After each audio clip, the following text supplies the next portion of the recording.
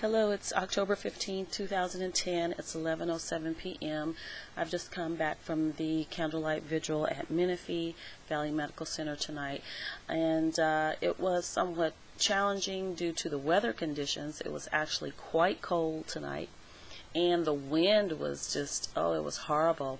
We had a real tough time having candles lit.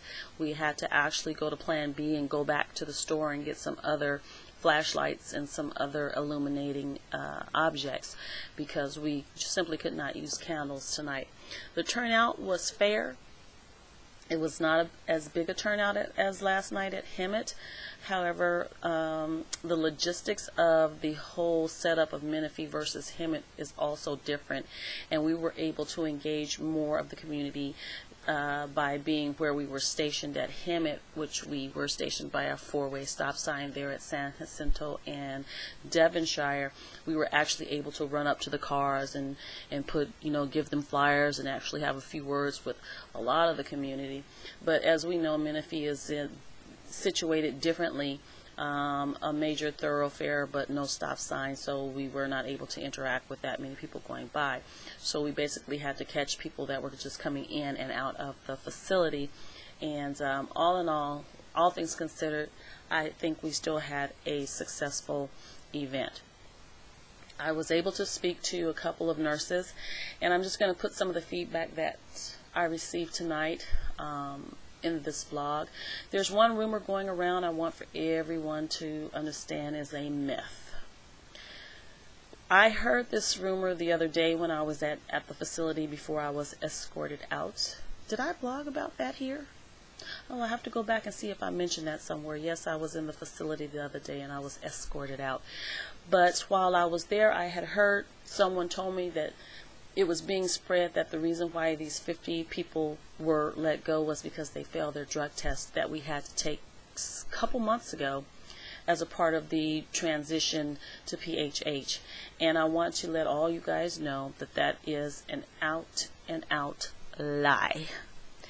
We were not let go because 50 people failed drug tests, okay? That rumor is actually being spread at both Hemet and Menifee, which lets me know that that rumor was put out on purpose, and I can assure you that that is simply not true. And use your common sense in dealing with these people, these tricky people who have now come in and are running your facilities. If we had failed a drug test 2 months ago, do you think we would have been allowed to work an additional 2 months and then all of us get fired on the same day? So I know that my co-workers know me, and I did not fail any drug tests, and neither did any of the 50 of us who are out of jobs. So let's put that myth 6 feet under right now today. The second bit of feedback that I heard was that the doctors were in there serving employees ice cream, that they were having an ice cream social. And I thought, isn't that just lovely? An ice cream social, that's really, really nice. While they were serving that ice cream, I understand that patients were being held in the ER because they did not have staff in the ICU to take those patients. And it's also my understanding that the ICU was staffed with non-critical care nurses, with nurses from the telemetry floor. And this is what I was speaking to last night, people.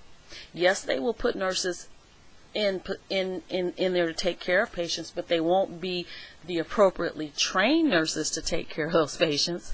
You know what I'm saying? So there's a really big difference. So I understand that, and I do believe I would have been on the schedule tonight, actually. And now they're short. So that's that's the impact that this decision that they did is costing them. The other bit of information I heard, and I will not mention any names, but I understand that some of the doctors are saying, and not just these are the regular doctors, not the head doctors of PHH, are saying that they didn't know anything about these people were going to be let go. That when we got let go, it was the first they had heard of it. And so I don't know whether to believe that or not. I do believe that it is the upper it is the management wing of PHH that would have made that type of decision. So I'm going to right now go on face value at what I've heard and what several people have heard. Doctors have seemed to have been genuine, saying they did not know that all these people were going to be let go.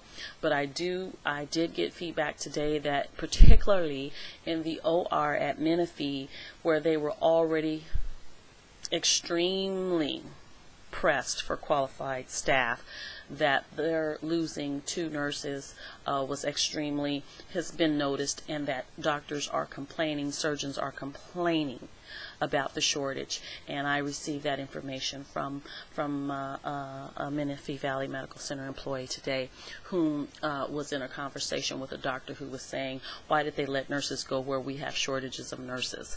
So the plot thickens.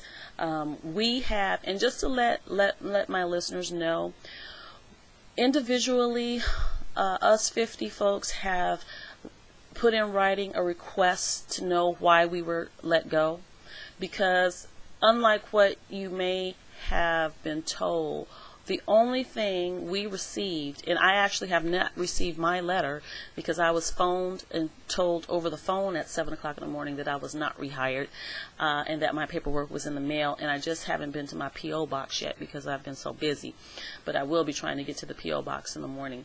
But the letters do not give a reason for the termination, and we have requested in writing for information on why were we terminated. So we have never been given a reason. And I actually emailed PHH headquarters office today asking PHH why was I not rehired. So put the myth to bed that we were not hired because of a failed drug test. That's absolutely incorrect. And the fact that we already have patients backed up because we don't have enough staff, it's just not the right thing. If PHH wants to do the right thing and wants to do the right thing for this community, they bring back the quality staff that can care for patients in Hemet Valley Medical Center and Menifee Valley Medical Center.